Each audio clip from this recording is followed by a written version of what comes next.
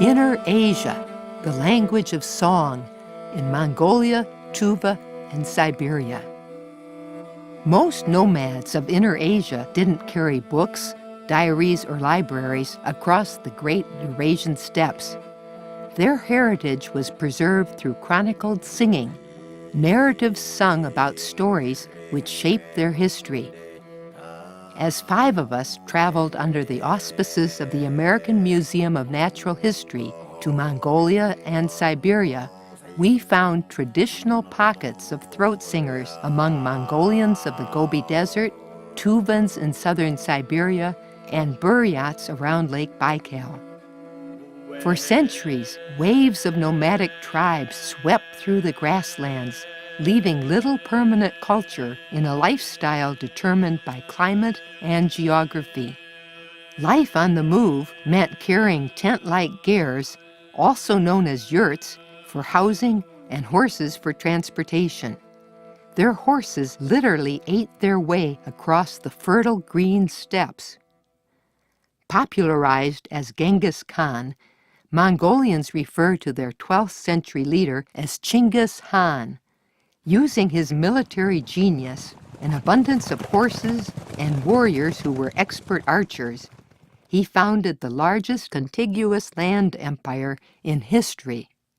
Subsequently, with grandson Kublai Khan, they conquered territories from Korea and China across Central Asia to Hungary and Poland, ultimately ruling more than 100 million.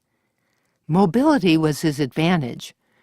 Rather than establishing permanent locations vulnerable to attack, Chinggis Khan simply absorbed vanquished populations and cultures. Today, landlocked Mongolia is wedged between China and Russia. About the size of Western Europe, it covers 600,000 square miles, including the Gobi Desert, one of the biggest empty spaces on Earth. The country of 2.6 million boasts the world's lowest population density, of which 1/3 still lead a true nomadic existence.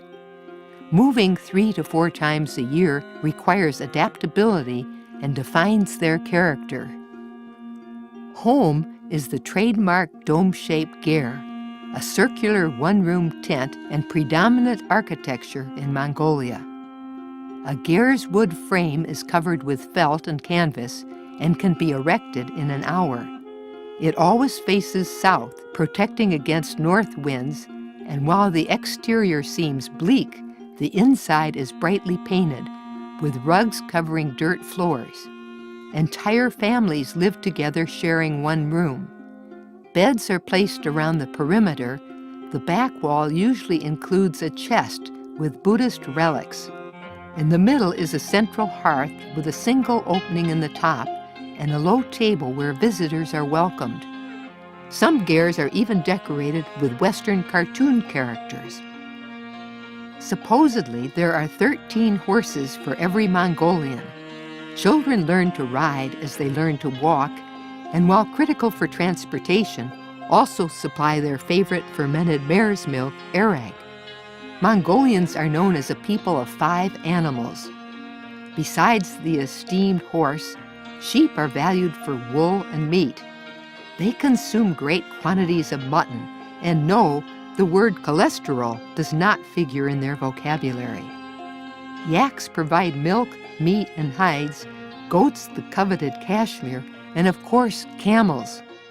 During our stay in the Gobi Desert, we found the unique 2-humped Bactrian camel drinking from this trough. Consuming 1/3 of its body weight with water, it then goes months surviving on sparse vegetation. Withstanding hostile temperatures from 0 to over 110 degrees, the Bactrian camel is a pack animal and source of milk, meat, wool, and fuel. Taking cover in a blinding sandstorm, we wished for their long, dense eyelashes and thin nostrils to keep out all that sand. For 300 miles, we bounced in an all-terrain vehicle over the semi-arid desert, occasionally passing a cluster of gers with a small school nearby. Accompanied by a local paleontologist, we approached the famed Flaming Cliffs. Scientists aren't sure why this Cretaceous age wonder is a brilliant reddish-orange. Its cliffs and ramparts formed by legendary sandstorms. Easily the world's most renowned dinosaur locale, the area was made famous in the 1920s by Dr. Roy Chapman Andrews and his American team. Among their significant discoveries, the first nest of dinosaur eggs seen by Westerners, and a bonanza of over 100 dinosaur skulls and skeletons dating back some 72 million years. Those fighting here at Tugri-Zin-Shiri were found during a Polish-Mongolian dig. Let me introduce you to performers with a unique way of singing. A throat singer can often produce two notes simultaneously, drawing deep in the larynx, throat, and stomach, with resulting harmonic ranges from growling to whistling sounds. Surely descendants of Chinggis Khan, they sang to their animals and communicated with each other over steppes and mountains, in contrast to today's nomadic herders who will be transitioning to cell phones. Urbanization is increasing as Mongolians migrate to their capital city, Ulaanbaatar, where performances are more sophisticated. Throat singing resonates as they tell their nomadic history through operas adapted to heroic epics written about 750 years ago. Today's Mongolia is emerging from 60 years of communist repression, when monasteries were destroyed, monks arrested, and Mongolian art eradicated.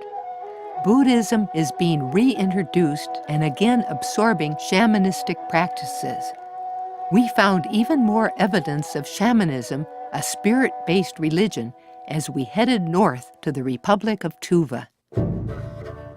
Located in Siberia along the Mongolian border, the sturdy, high-cheeked Tuvans are an integral part of this inter-Asian ethnic melange, and still singing today.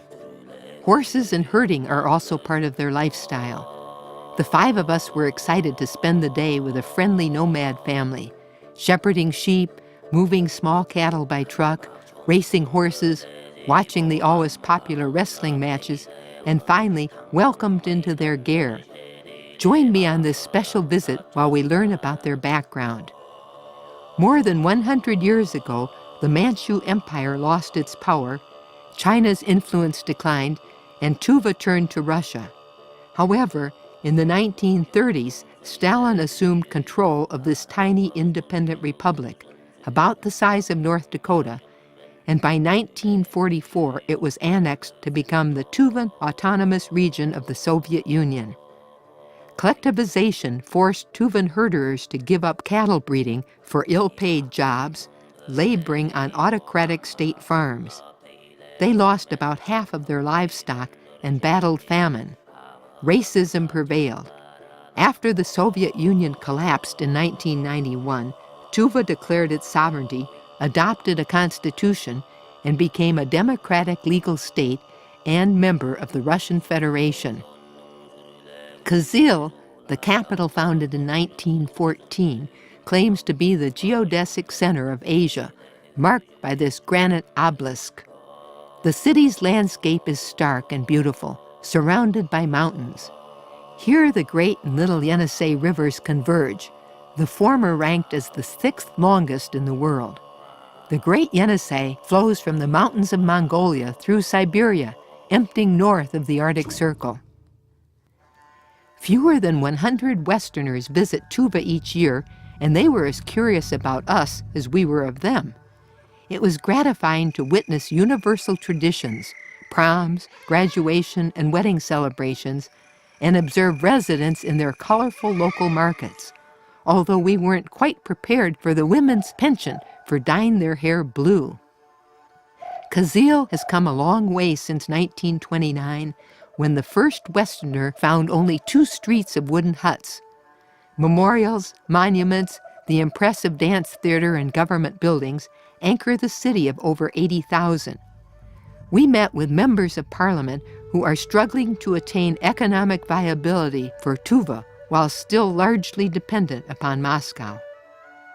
During the 1920s, when this remote republic was independent, they issued brightly designed triangular and diamond-shaped stamps, now a collector's item for all philatelists.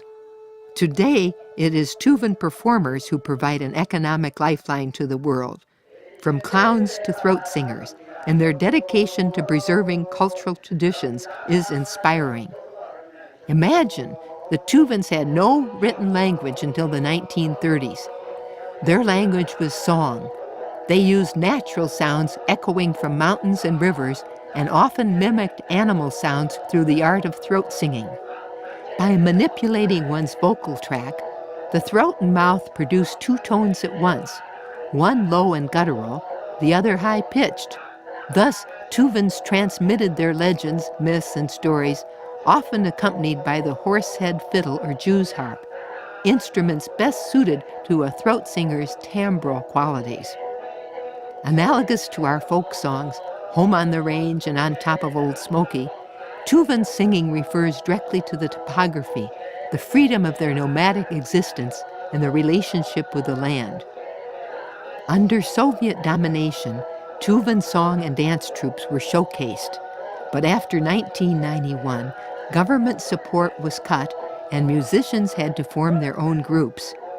Fearing Western exploitation and seeking a profit, the new Tuvan government considered a licensing fee on throat singing. However, the attempt was overruled. Their music industry is thriving. Many musicians export their unique talent, recording, conducting tours, concerts, and workshops, a few with the help of concerned Westerners. Throat singers' offerings to the spirits are an integral part of their art. They strongly believe in shamanism, where everything in nature is inhabited by spirits. Shamanism went underground during Russian collectivization, but now is regaining popularity. As a spiritual leader, a shaman often dresses in black sacred robes of cloth, leather, hair, and feathers adorned with clanking amulets. They are thought to have bewitching powers which invoke spirits and provide an eerie knowledge of one's stories and secrets. Prayer flags seen interwoven with their tents and gers, as Tuvan's belief in Buddhism is fused with shamanism. As in Mongolia, the Soviets suppressed Buddhism, burning lamasseries and shooting 4,000 lamas. But shortens and monasteries are reappearing, while this old Buddhist monastery deep in the countryside escaped destruction. Leaving Kizil, we stopped at the intriguing site of Scythian ruins, the Valley of the Tsars. Decorative Scythian art, fittingly known as steppe art, was produced by nomads and warriors, one of the first horse-riding cultures which ranged from Mongolia to European Russia in the 7th century BC to about 2 AD. Almost 3,000 years later, in 2001, a team of Russian and German archaeologists looking inside a royal tomb were amazed to discover a trove of about 5,700 pieces of decorative gold. No one realized Scythian culture had moved this far north. Gifted goldsmiths had crafted priceless jewelry, quiver and bow cases, animal figures, and trappings for their revered horses. Currently, these treasures are at the Hermitage. Few areas of the world evoke as many preconceived ideas as those surrounding Siberia. Is it as big as one imagines? Is it really a frozen tundra? Are there gulags at every turn? And are the people a society of criminals and misfits? Siberia covers 1/12 of the Earth's landmass at over 5 million square miles. It has a culture of adventurers, hunters, farmers, and traders.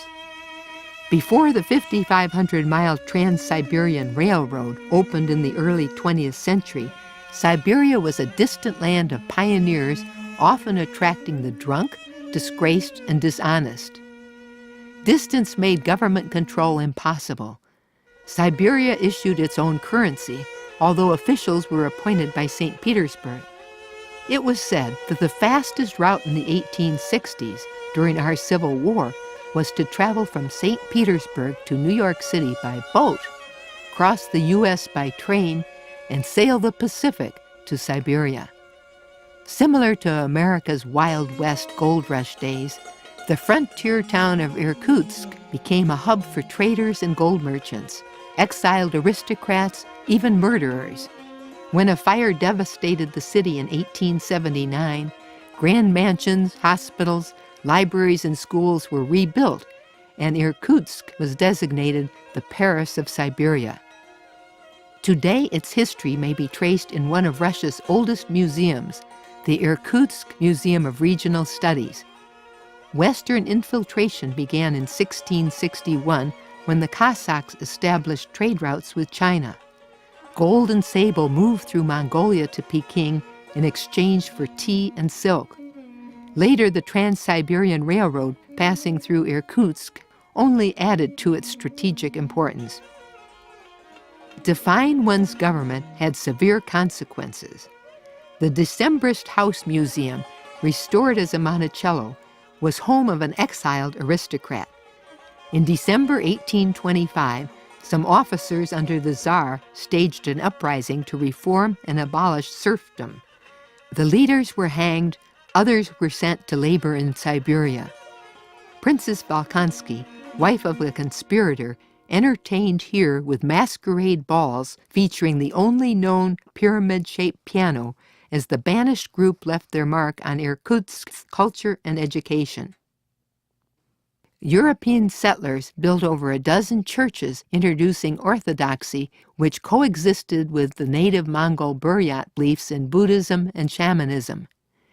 Chaos came with the Russian Civil War, a succession of governments and armies seeking control. Trotsky briefly held Irkutsk. Stalin confiscated private property, destroyed the culture, and eradicated Buddhism, ultimately affecting nearly every family in Siberia. In 1953, Khrushchev released almost 8 million who were held in gulags, thus spawning a social disaster. Finally, Buddhism, Orthodoxy, and Islam have been granted some official sanction, and the magnificently renovated churches are among the jewels of Irkutsk. Gregory Shelikoff's tomb recognizes a fur trader who sailed to the Bering Sea claiming Alaska for Russia. He established forts along the North American coast, almost reaching San Francisco in 1812. As you may remember from your history books, Secretary of State William Seward was vilified 55 years later for pushing the U.S. to buy Alaska from the Russians in 1867 for 2 cents an acre, an acquisition known as Seward's Folly. On a foggy day, we arrived at Listyanka, a village on the shores of Lake Baikal, where we experienced Siberian hospitality firsthand. This cordial woman invited us to a hearty dinner, from a heavy borscht and meat course to whitefish, vegetables, and desserts. At last, sunny, beautiful Baikal, one of the astonishing wonders of the world. This is the oldest and deepest lake on Earth, created when Asia and India collided to form the Himalayas. Nearly 400 miles long, Lake Baikal is just over 1 mile deep and holds 1/5 of all fresh water on Earth, more than all 5 of our Great Lakes combined. Richly saturated with oxygen and self-purifying, Baikal is its own ecosystem.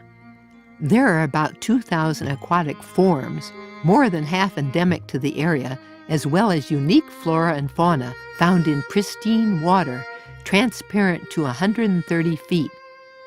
Winds collide, rain and fog obscure, so we were fortunate it cleared, and a Russian helicopter could fly us on a tour of this magical lake. It is surrounded by unsurpassed beauty, mountains which seem to drop into the lake, the taiga, a mixed forest of gnarled pines, birch, and larch, all dotted with snowdrops, asters, and wild daisies. The Baikal Ridge rims the north, and Sayan Mountains border Mongolia in the south. The Yushkani Islands are 4 small mountain peaks rising from the deep where we were enchanted to see Nerpa seals, believed to be the world's largest colony of fresh water seals. Smaller than their saltwater relatives, they are about 4 feet long, weighing around 280 pounds. They captivated us as they slid in and out of the water, flopping onto rocks and crowding together to bask in the sun. They hunt after dark, sometimes diving over 600 feet. Nerpa seals spend long winters in the water, surfacing through air holes in the thick ice, which blankets this primordial Siberian Sea.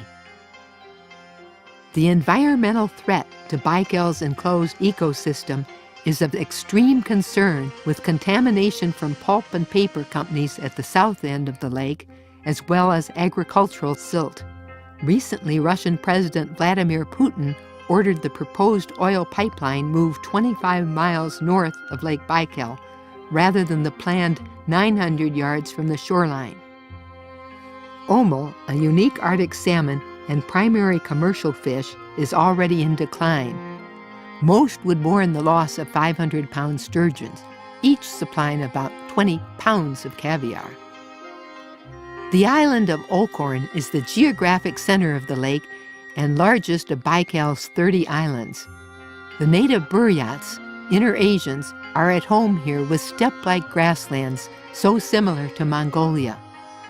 Archaeological findings intimate that Buryat tribes have been in the area about 8,000 years, and conjecture suggests that this was the gathering place for Asian peoples who crossed the Bering Straits to Alaska, our west coast, and Canada.